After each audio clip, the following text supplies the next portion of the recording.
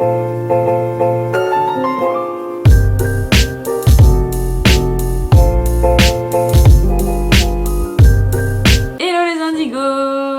ils vont? Nous sommes bientôt le 14 février et nous sommes là pour mon top shoujo. Et ouais, je sais, il y en a plein qui l'attendaient. Moi-même, j'étais en mode qu'est-ce que je vais leur proposer comme classement shoujo. C'est un peu compliqué pour moi parce que en fait, les shoujo, j'aime énormément ça. Mais c'est vrai que j'ai jamais réfléchi à un top shoujo quoi. Genre, c'est vraiment pour moi comme des confiseries, des pâtisseries, des petits gâteaux que je dévore comme ça, hop, et en fait, j'en dévore un autre. J'ai pas le même instinct de lecture quand je vais lire ce genre-là plutôt qu'un shonen ou un seinen. Donc voilà, c'est parti pour le top shoujo. Bien évidemment, je mets les josei avec. Josei qui est en gros le shoujo mais pour grandes filles. Attention, je vais me faire taper sur les doigts. En 10e position, nous avons Coffee et Vanilla de Takara Akegami chez Soleil Manga. Ça a été vraiment une sacrée surprise pour moi en fait parce que quand on le voit comme ça, on se dit mais que c'est d'un cucul la praline. Sauf que des fois, ça fait trop du bien. Donc en fait, c'est l'histoire de Risa qui est vraiment une magnifique jeune femme qui a énormément d'avance de plein d'hommes, sauf qu'en fait elle en a rien à faire, voilà, elle n'arrive vraiment pas à tomber amoureuse, elle se dit qu'elle a vraiment un gros problème. Sauf qu'un jour, à son café fétiche, elle va rencontrer Monsieur Fukami, grand, plus âgé, séduisant, bel homme, et va commencer à lui faire vivre un réel conte de fées amoureux. C'est un amour qui va vite être passionnel, plein d'amour et très sucré, si je puis dire. Et en fait, c'est vraiment une histoire toute simple. C'est tellement simple, j'ai conscience que le scénario n'est pas incroyable du tout, mais je ne sais pas pourquoi on aime ce manga. On aime ce manga, on est accro, on a faim, on en veut toujours plus. Vraiment, j'ai trop kiffé. Je pense que c'est peut-être le petit côté, vous savez, new-yorkais, cosy, je vais boire un café et bam, il va se passer ça, t'as vu. Et là, franchement, je kiffe, l'ambiance, elle est trop cosy, trop belle. C'est le top du top, et puis c'est un manga qui donne chaud. Let's go, Monsieur Fukami, let's go! Donc si tu veux un bon shoujo sucré accompagné d'un bon café ou d'un bon thé, je te recommande Coffee and Vanilla. En 9e position, 3 Yakuza pour une otaku. Alors ça c'est pareil, je me suis dit c'est ridicule. Rien que le titre, on se dit mais ça va être quoi cette histoire encore? Et bah j'ai kiffé de fou. C'était Wholesomic. Donc en fait c'est l'histoire de Sakura qui est vraiment une otaku de première. Elle fait tout pour ne pas aller à l'école et pour jouer à ses jeux. Et en ce moment elle joue vraiment un jeu de Yakuza qu'elle kiffe, dont surtout une des héroïnes qui n'est d'autre que la femme du chef du clan Yakuza qui se bat corps et âme pour la réputation de son clan. Bref, sauf que la réalité va venir à elle en mode va à l'école, arrête de jouer. Du coup elle va aller à l'école et sur le chemin de l'école elle va avoir un incident qui fait que malgré elle, elle va se retrouver face aux 3 héritiers du clan Amo, un clan de Yakuza, et celui qui l'épousera et qui la fera tomber amoureuse de lui deviendra le chef de ce clan. Donc autant vous dire qu'elle n'est pas sortie de l'auberge parce que les 3 frères sont vraiment tous les 3 dotés d'une personnalité exagérée à mort. Mais en fait voilà, si on aime vraiment 3 Yakuza pour une otaku, c'est par son aspect comique, loufoque, mais aussi le côté où mine de rien, la personne qui la ramènera au clan Amo croit fortement à son potentiel de future femme de chef de clan Yakuza. C'est par Narumi Asegaki chez Soleil Manga. En 8e position, Orange par notre merveilleuse Ichigo Takano chez Akata. Pour la plupart des grands fans de shoujo, nous connaissons tous l'histoire de cette œuvre incroyable. C'est l'histoire de Nao qui va faire sa rentrée des classes, mais avant d'aller à l'école, elle va ouvrir sa boîte aux lettres. Dans sa boîte aux lettres, celle-ci découvrira une lettre de sa future elle, lui disant qu'aujourd'hui elle va rencontrer un garçon et qu'elle va tomber amoureuse. N'importe qui se dirait c'est quoi ces bêtises. Sauf qu'effectivement, elle va rencontrer un nouvel élève dans sa classe et va être éprise d'intérêt et de curiosité à son égard. Et Nao, en rentrant chez elle, va donc lire la suite de la lettre et va découvrir le pourquoi sa future elle lui a écrit. Orange c'est magnifique, c'est sublime, c'est émotionnel. C'est un manga où c'est beau, mais c'est aussi pas beau. Je veux dire, c'est un manga qui nous fait réfléchir sur la vie, le bonheur d'être en vie et la peur de la mort. Vraiment, c'est un manga qui va très loin, qui est magnifique, en seulement 5 tomes, plus 2 tomes extra. Et franchement, il faut l'avoir au moins lu une fois dans sa vie, surtout si on kiffe les shoujo. Donc je te laisse à fond avec Orange.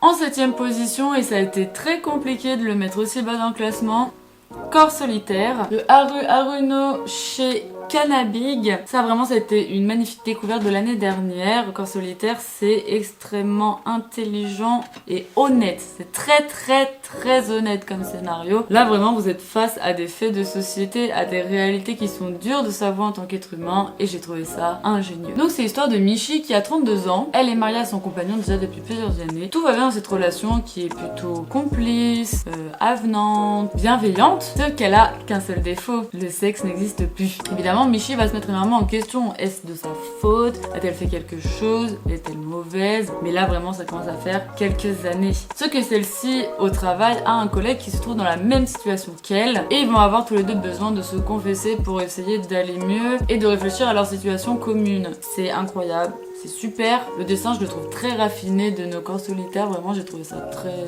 beau, très cool, très épuré. C'est un manga qui rend fou parce que vous avez la vision de nos deux personnages que je vous ai cités, mais vous avez aussi la vision de leur compagnon à eux.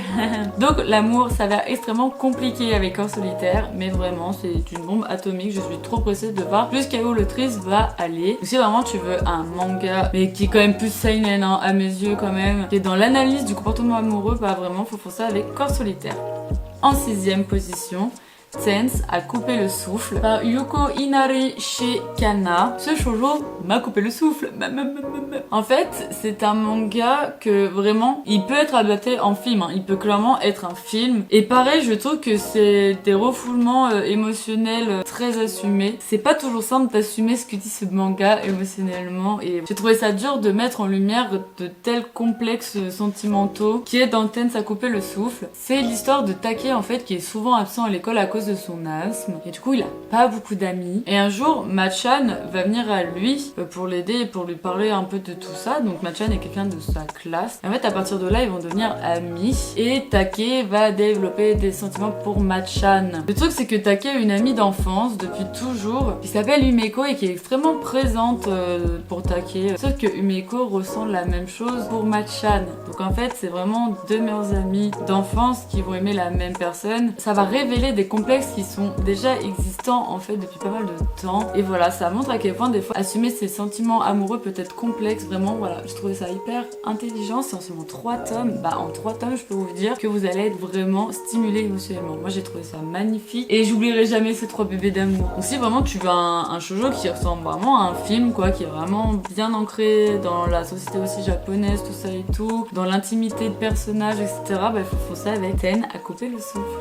En 5ème position, et c'est également dur pour moi de l'avoir vu aussi bas, Scum Witch par ma magnifique Mengo Yokohari chez Noëv, et merci à Noëv de l'avoir publié. C'est en gros Kuzuno Onkai, hein, au cas où si vous avez vu l'animé vous connaissez pas le titre international. Parce que Scum Witch c'est incroyable parce que là en termes de avouer des choses sentimentales qui peut être extrêmement gênant en fait pour le personnage, bah là vous êtes en plein dedans. C'est malaisant alors qu'en soi c'est juste humain ce qui se passe dans Scum Witch et voilà je trouve que avouer de tels rêves intimes comme ça de les mettre autant en lumière également bah c'est pas toujours simple. Donc en fait c'est l'histoire d'Anabi et Mugi qui forment le couple populaire de l'école. Ils sont souriants, ils sont beaux, ils vont très bien ensemble, tout le monde les envie, sauf qu'en réalité ces deux-là cachent de lourds secrets. Anabi est amoureuse en fait d'un garçon depuis toujours qui est en fait son ami d'enfance qui a quelques années de plus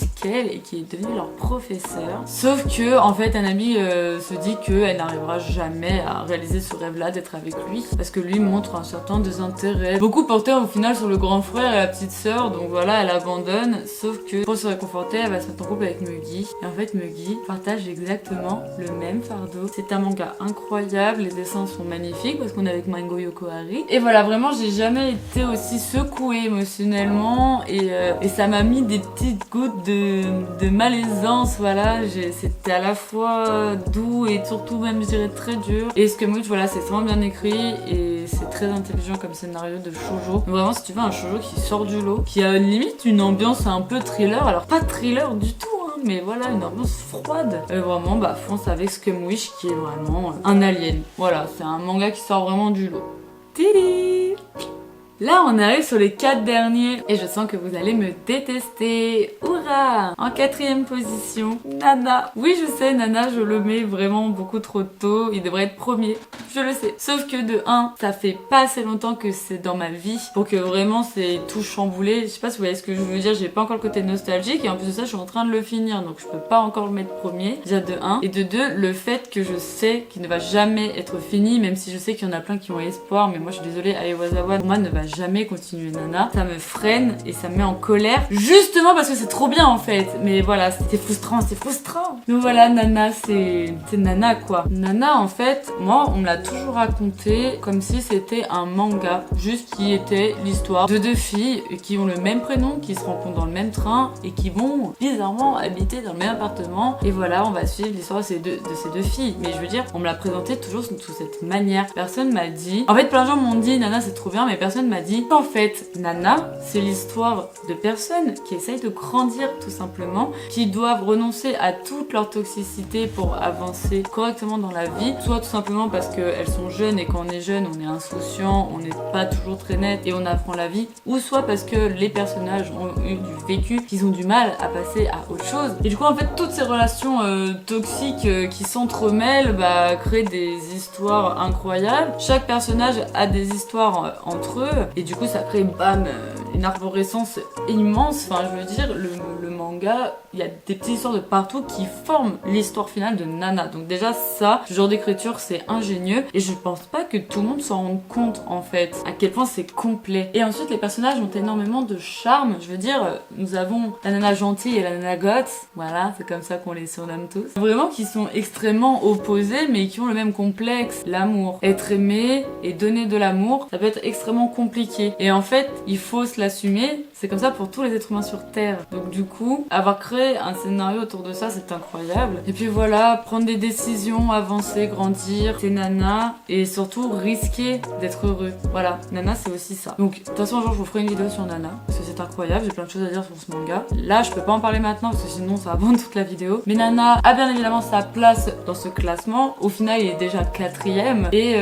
voilà, c'est trop bien, je les dévore. Et en plus de ça, c'est un manga qui se lit lentement. C'est vraiment le best parce que vraiment, ça se lit pas rapidement. Il y a des cases de partout, il y a plein de choses à voir, à regarder. Donc voilà, si tu veux vraiment la masterclass du shoujo, le meilleur shoujo jamais écrit, pourquoi tu n'es pas en train de lire Nana en fait. Donc Aiwazawa, la best. Et merci à Delcourt Tonkam. En 3ème position, Criminel Fiançailles. Voilà, mais tu mets ça après Nana et tout. Moi, dans mon cœur, Criminel Fiançailles, ça compte parce que c'est vraiment une femme qui doit se démener parce qu'elle en est une. J'aime beaucoup les dessins atypiques et uniques de Asuka Konishi et je remercie fortement Pekka pour cette œuvre interplanétaire à mes yeux. En fait, voilà, Criminel Fiançailles, j'aime beaucoup parce que là, c'est l'histoire d'une femme qui doit se démener en tant que femme dans un monde d'hommes et de violence. Elle doit tout faire pour avoir le charisme et surtout la personnalité pour avancer dans ce monde-là. Donc en fait c'est l'histoire de Yoshino qui vient d'un clan de Yakuza d'Osaka. Elle est privilégiée, hein, elle est la petite fille du boss, donc elle se salit pas les mains, elle fait pas des missions de Yakuza quoi. Sauf qu'elle découvre un jour dans le journal que les 2 grands chefs Yakuza du clan d'Osaka et de Tokyo ont fait une trêve en mariant leurs enfants. Donc elle n'était pas au courant et du coup elle va voir son grand-père en mode papy, j'en ai rien à faire du mariage moi en fait, je m'en fous complet. Et sauf que son papy, qui est le plus grand Yakuza d'Osaka, voilà au passage, va lui dire allez stopper Yoshino, tu y vas, tu tentes et tout et au pire tu vas un an. Du coup Yoshino va aller à Tokyo et va découvrir son potentiel futur mari. Comment vous dire que elle a peur parce que lui pour le coup c'est un vrai Yakuza et en fait elle comprend que là vraiment va falloir qu'elle se démène parce que sinon elle ne pourra pas vivre tout simplement. En plus de ça, ça peut empêcher une guerre entre les 2 plus grands clans Yakuza du Japon. Donc voilà, c'est incroyable, c'est intelligent, j'aime trop. Yoshino elle est très bien écrite, quand on est une femme et qu'on suit l'histoire de Yoshino, on se voit en tant que tel. Voilà, Criminel Fiançailles, je trouve ça insane, j'en peux plus, tous les 3 mois j'attends. Et c'est trop de la balle, donc si tu veux un shoujo d'action, même s'il est considéré comme un seinen, hein, c'est un seinen, ce n'est pas un shoujo, mais moi je le mets en shoujo parce que l'histoire d'amour qu'il y a entre ces 2 zozos est vraiment it's sane, je veux dire, on veut trop savoir, on en a marre, quoi, mais dites-nous. Et vraiment, fonce avec Criminel Fiançailles. En deuxième position, et pour ceux qui me connaissent vraiment, je pense que vous allez être en mode ah ouais et tout, moi j'aurais pas pensé, mais là c'est la guerre entre deux mangas. Si vraiment vous avez vu mes anciennes vidéos, là vous allez vous dire ah là c'est soit nanani, soit nanana, vraiment. Et du coup lequel j'ai choisi en deuxième position, ça sera Mon coloc d'enfer. Et oui, il est qu'en deuxième position et il n'est pas en première, tout simplement parce que ça reste quand même une histoire assez simpliste, Mon coloc d'enfer, c'est pas non plus voilà, mais par contre c'est vraiment en termes de sentiments, mais mon dieu, mais les sentiments de Mon coloc d'enfer, ils sont d'une puissance. Oh mon dieu, c'est trop bien décrit, c'est parfumé comme scénario, moi j'ai adoré, j'ai trouvé ça magnifique et beau et doux, et c'est drôle aussi, en fait vraiment c'est délicieux comme un Friends ou comme un How I Met Your Mother, vraiment Mon coloc d'enfer, je mets dans mon cœur et je sais que je le relirai plusieurs fois dans ma vie parce que ça fait du bien. C'est en 11 tomes et quand à la fin de la série vous dites au revoir au personnage, ça vous crève le cœur. Et c'est vraiment là où je me suis dit ah ouais, je me suis attachée au personnage à ce point quoi. Vraiment c'est trop bien. Donc en fait c'est l'histoire de Miko, sa grand-mère est malade, donc du coup ses parents vont lui proposer de lui trouver une colocation où elle pourra vivre en sa dernière année de lycée pour laisser sa chambre à sa grand-mère et qu'il puisse s'occuper d'elle. Du coup évidemment elle l'accepte avec grand plaisir, c'est sa grand-mère. Et en fait son oncle peut lui trouver une colocation avec des personnes qui ont entre 26 et 30 ans. Donc du coup c'est des personnes qui ont 10 ans de plus qu'elle. Et déjà il y a l'aspect voir que c'est pas parce que t'es majeur ou t'as fini le lycée que ça y est t'es une grande fille. Oui t'es une grande fille mais il va falloir encore que tu te trouves. Et là en fait elle va voir les autres qui aboutissent ou pas à leur projet de vie, à leurs rêves. Et voilà, donc déjà c'est hyper touchant pour ça. Et bien évidemment dans cette colocation nous avons Matsunaka. Je peux vous dire que encore aujourd'hui je suis amoureuse de lui. Après il y a des personnes qui ne l'aiment pas parce qu'il paraît dur, mais moi je le prends vraiment sous le ton de l'humour, son caractère de merde honnêtement. Et voilà, Miko et Matsunaga à jamais dans mon cœur. Miko est complètement désorientée quand il est là, elle ne sait pas du tout comment agir et je veux dire elle vit sous le même toit que lui et voilà, ça crée vraiment des situations extrêmement intimes et belles, des situations qu'on rêve tous de vivre si on était dans un slice of life quoi, enfin vraiment Mon coloc d'enfer, des petits pains d'amour, vraiment je les ai dévorés et je vais pas vous mentir, c'est le manga que j'ai lu le plus rapidement de toute ma vie, vraiment je l'ai défoncé, c'est le terme défoncé, j'ai défoncé Mon coloc d'enfer, voilà, je suis trop fan et vraiment c'est trop cute, ça fait du bien et vraiment tu veux un shoujo à croquer, il faut aller avec Mon coloc d'enfer par Keiko Iwashita chez Pika. Et attention, le numéro 1. Quel est le numéro 1? Si vraiment tu me suis bien sur mon YouTube, tu as deviné. En première position, mon shoujo préféré n'est d'autre que Blue Flag. Blue Flag. Blue Flag, déjà, tu vois les couves, t'as envie de l'acheter. Ensuite, les dessins à l'intérieur, ils sont très blancs et tout. C'est vrai que c'est pas crayonné, c'est pas du gras et tout. Mais c'est quand même très beau. Pareil, c'est parfumé, c'est épuré, vraiment j'aime trop ce côté-là. Il y a un côté cosy alors que des fois il y a des sentiments écorchés et des douleurs sentimentales dans Blue Flag. Vraiment, c'est magnifique. Donc c'est par Keito chez Kurokawa. Je tiens à dire que dans mon top shoujo, dans mon top seinen et mon top shonen, et Kurokawa a quand même 2 fois la première place.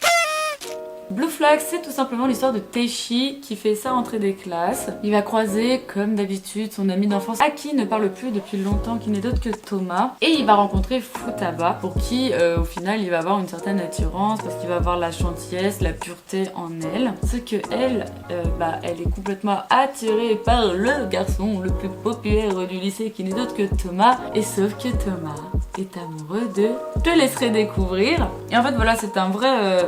triangle amoureux, donc les complexes sentimentales, let's go, t'en as à l'appel. Et c'est aussi sur la thématique de grandir, de détruire une bonne fois pour toutes ce qui te met mal chez toi, parce que nos 3 personnages ont vraiment 3 complexes qui les empêchent d'avancer. Et puis cette fin. Mais encore aujourd'hui, je m'en suis pas remise, vraiment la fin de Blue Flag elle est magnifique. Je suis insupportable sur les fins de manga, je suis dure et tout. Je peux vraiment kiffer un manga et vraiment qu'à la fin ça soit nul. Et vraiment Blue Flag, la fin de Blue Flag, mais c'est de l'art, c'est magnifique, c'est beau. Ça veut pas dire que ça se finit bien, vraiment, c'est juste de l'art atomique. Et c'est voilà, hyper touchant, à jamais dans mon cœur. Et tous ceux qui ont lu Blue Flag de toute façon ont aimé. vous-même vous savez, c'est se surpasser, s'affirmer dans la vie, avancer, vaincre ses peurs, détruire ses craintes et voilà. C'est Blue Flag, c'est pareil, un jour je ferai une vidéo dessus sûrement parce que c'est une masterclass. Donc si tu veux lire une œuvre d'art qui n'est pas assez connue à mes yeux dans le monde entier, il faut que tu fonces avec Blue Flag absolument. Donc voilà, j'espère que vous n'êtes pas trop déçus de ces classements. Moi personnellement je suis grave fière et je peux vous dire que j'ai tous envie de les lire. Là je crois que je vais tous les lire. Allez hop, let's go, tous les relire. Bibi. Si t'as kiffé cette vidéo, n'hésite pas à mettre un pouce sur ma vidéo YouTube, à t'abonner à ma chaîne YouTube, la page Indigo, également à ma page Instagram, la.page.indigo, et me suivre sur Twitch, la page Indigo-du-bas pour l'émission Indigo qui a lieu une fois par mois. N'hésite pas à mettre en commentaire les choses que toi tu kiffes et si là-dedans il y en a qui te donnent aussi envie. Je remercie également Idriss pour ce setup incroyable et tout. Vous avez vu, on a fait des petites décos et tout. Et je vous avais dit que mes projets pour 2023 étaient d'améliorer mon setup. Bah voilà, c'est vraiment grâce à lui. Donc merci Idriss. Et je vous dis à bientôt. À fouette.